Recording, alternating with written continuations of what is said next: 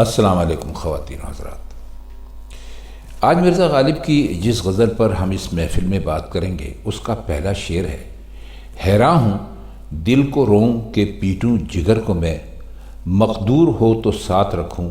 نوحہ گر کو میں۔ حیران ہوں کا مطلب یہاں پر آپ لیجئے پریشان ہوں، اور دل اور جگر دونوں کا اس شعر میں تذکرہ ہے۔ اس کے پہلے مصرعے میں آپ نے دیکھا ہوگا کہ اس کا تذکرہ ہے، اور دوسرے میں ہے نوحہ گر۔ اب ہم ذرا ان کی وضاحت آپ کے لیے کر دیتے ہیں تاکہ آپ کو یہ شعر سمجھنے میں کسی قسم کی دقت کا سامنا نہ کرنا پڑے اور آپ آسانی سے اس شعر کو سمجھ لیجیے۔ دیکھیے، آپ نے دیکھا ہوگا کہ دل کے ساتھ اکثر شعراء، خاص طور پر غالب بھی، جگر کا تذکرہ ضرور کرتے ہیں۔ دل کی بات تو سمجھ میں آتی ہے کہ مشہور یہ ہے کہ بھائی جو دل ہے وہ کسی محبوب کے لیے، محبوب کو دے دیا یا اس کے لیے پریشان ہے، یہ جگر کا ذکر کیوں ہے؟ تو وہ اس لیے ہے کہ شعراء اکثر یہ کہتے ہیں کہ ہم بہت روئے، اور اتنا روئے کہ بعد میں ہمارے جو آنکھیں تھیں ان سے آنسوؤں کی بجائے یعنی پانی کی جگہ خون آنے لگا۔ اور آپ جانتے ہیں کہ انسان کے جسم میں خون جو بنانے والا عضو ہے وہ ہے جگر، تو وہ انہوں نے جگر کو بھی اس میں شامل کر لیا کہ جگر سے جو خون آتا ہے وہ آنکھوں کے راستے بہہ جاتا ہے، تو اس طرح جگر بھی تباہ ہو جاتا ہے، خراب ہو جاتا ہے۔ تو فرماتے یہ ہیں کہ میرے دل اور جگر دونوں پر کاری ضربیں لگ گئی ہیں، تو دونوں پر گریہ اور نوحہ، رونا اور پیٹنا یہ بہت ضروری ہے، لیکن میں اکیلا ایک وقت میں یہ دونوں کام نہیں کر سکتا۔ تو اگر مجھ میں اتنی ہمت ہو تو میں ایک ماتم کرنے والا اپنے ساتھ رکھوں، اور وہ ہائے جگر کہتا جائے اور میں ہائے دل کہتا جاؤں، یا وہ ہائے دل کہے اور میں ہائے جگر کہوں، تو ہم دونوں مل کر اس کا نوحہ کر لیں، تو اس طرح دل اور جگر دونوں کے ماتم کا حق ادا ہو جائے گا۔ اصل میں ان کا مقصد صرف یہ ظاہر کرنا ہے کہ عشق میں دل اور جگر دونوں فنا ہو گئے، اس کے سوا جو کچھ ہے وہ سمجھ لیجئے کہ بس ایک ان کا اسلوب بیان ہے مرزا غالب کا، جس نے شعر کی حیثیت کچھ سے کچھ بنا دی تھی۔ اب ذرا نوحہ گر کی ہم آپ کو وضاحت کرتے چلیں کہ نوحہ گر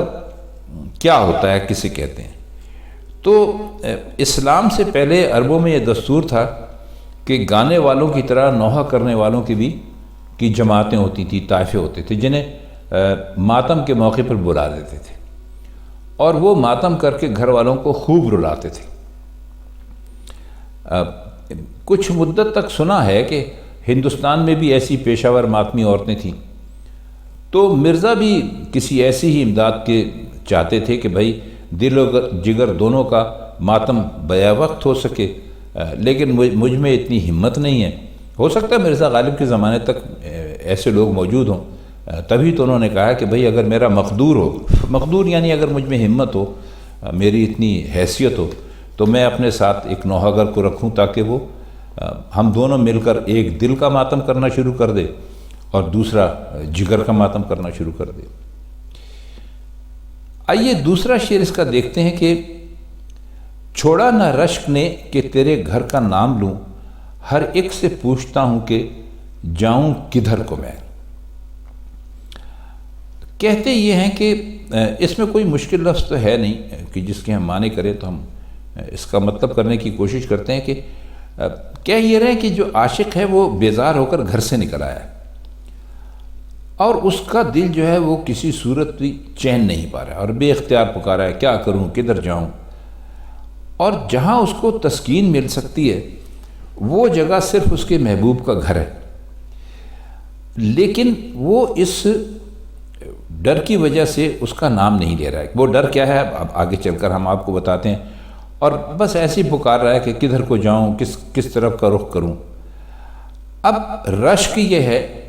کہ میں نے محبوب کا نام لے لیا تو دوسرا شخص بھی اس سے واقف ہو جائے گا۔ اب چونکہ غالب کی حیثیت ایسی ہے کہ ان کے بارے میں کوئی یہ تو نہیں سمجھ سکتا کہ یہ پاگل ہو جائیں گے، دیوانے ہو جائیں گے کسی کے عشق میں، لیکن اگر کسی کو پتہ چل گیا کہ بھائی ان کا ایک محبوب ہے تو وہ یہ ضرور سوچے گا کہ وہ کتنا حسین و جمیل ہوگا کہ جس کے لیے غالب جیسا شخص دیوانہ ہو رہا ہے، تو وہ بھی اس راز سے واقف ہو جائے گا، اور انہیں یہ ڈر ہے کہ وہ محبوب کو تلاش کرے گا، اور چونکہ ان کا محبوب بہت حسین ہے تو وہ بھی محبوب پر عاشق ہو جائے گا اور ان کا رقیب بن جائے گا۔ تو اس ڈر کی وجہ سے محبوب کا نام بھی نہیں لیتے، بس ہر ایک سے اپنی دیوانگی میں پوچھ رہے ہیں کہ میں کیا کروں، میں کدھر کو جاؤں، اور نام اس لیے نہیں لیتے کہ ابھی وجہ ہم آپ کو اس کی بتا چکے ہیں۔ شعر ہے اس کا تیسرا کہ جانا پڑا رقیب کے در پر ہزار بار، اے کاش جانتا نہ تیری راہ گزر کو میں۔ رقیب کے در پر کا مطلب ہے رقیب کے دروازے پر،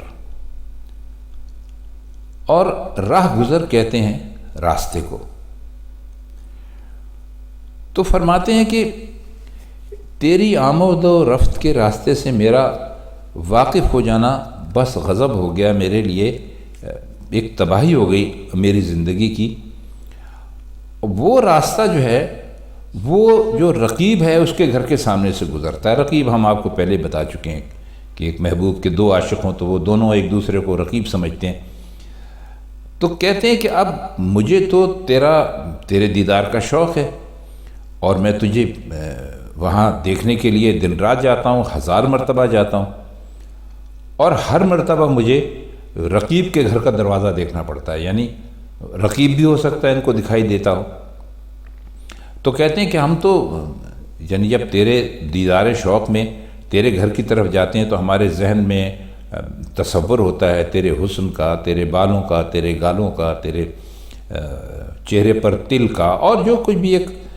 حسین تصور سے وابستہ کیا جاتا ہے۔ لیکن ہوتا یہ ہے کہ چونکہ اس کا گھر بھی اسی راستے پر ہے اور وہ ہمیں دکھائی دیتا ہے، اور وہ نہ دکھائی دے تو اس کا دروازہ کم از کم دکھائی دیتا ہے، تو بڑی کوفت ہوتی ہے، اور دل پر ایسی چھریاں چلتی ہیں کہ بس کیا بتائیں، بس یہ جی چاہتا ہے کہ خدا کچھ ایسا کر دے کہ خدا کچھ ایسا کر دیتا کہ مجھے تیرے گھر کے راستے کا علم ہی نہ ہوتا، اس لیے کہ تیرا دیدار تو ٹھیک ہے، اچھی بات ہے، لیکن تیرے دیدار میں جو مشکل ہے وہ یہ ہے کہ جب ہم تیرے دیدار کے ارادے سے اپنے گھر سے نکلتے ہیں، چونکہ تیرا گھر رقیب کے گھر کے پاس سے گزر کر ہی آتا ہے، تو ہمیں رقیب کو بھی دیکھنا پڑتا ہے۔ شعر ہے کہ ہے کیا جو کس کے باندھیے میری بلا ڈرے، کیا جانتا نہیں ہوں تمہاری کمر کو میں۔ شعر میں بہت ہی ایک دلچسپ بات ہے جو ہم آپ کو ابھی آگے چل کر بتاتے ہیں۔ پہلے بھی شاید ہم اس کا ذکر کر چکے ہیں کہ شاعروں نے محبوب کا جو منہ ہے یا دہن کہہ لیجئے، اس کو چھوٹا ہونا اور اس کو تنگ ہونا حسن کی ایک وجہ قرار دیا ہے، یعنی ان کا خیال یہ ہے کہ جس محبوب کا منہ جو ہے وہ جتنا تنگ ہوگا وہ محبوب اتنا ہی زیادہ خوبصورت ہوگا، اتنا زیادہ حسین ہوگا۔ تو اسی طرح کمر کے نازک اور پتلے ہونے پر زور دیتے دیتے اسے بھی غائب کر دیا۔ اب محبوب غالب سے کہہ رہا ہے کہ میں نے تیرے قتل کے لیے کمر کس لیے۔ کمر کسنا آپ جانتے ہیں کہ بھائی تیار ہو جانا کسی کام کے لیے پوری طرح، یعنی پکا ارادہ کر لیا ہے کہ میں تجھے نہیں چھوڑوں گا۔ اب غالب محبوب کی اسی کمر کو جو شاعروں نے فرض کی ہوئی یہ مد نظر رکھتے ہوئے کہتے ہیں کہ آپ کی کمر ہے ہی نہیں جسے کس کے باندھیں گے، کیا میں اس کی حقیقی حیثیت سے واقف نہیں ہوں؟ تو خواتین حضرات، یہ طویل غزل ہے، ابھی اس کے چند اشعار باقی ہیں، اگر ہم ان کی بھی شرح کرنے لگیں گے تو ویڈیو کافی لمبی ہو جائے گی، ہماری کوشش یہ ہوتی ہے کہ ہماری کوئی ویڈیو بھی 10 منٹ سے زیادہ طویل نہ ہو۔ دوست بھی یہی کہتے ہیں، چنانچہ باقی اشعار کی شرح ہم آپ کی خدمت میں اس کے دوسرے حصے میں کل پیش کریں گے۔ تو انشاءاللہ کل آپ سے پھر ملاقات ہوتی ہے، تب تک کے لیے ہمیں دیجیے اجازت۔ خدا حافظ۔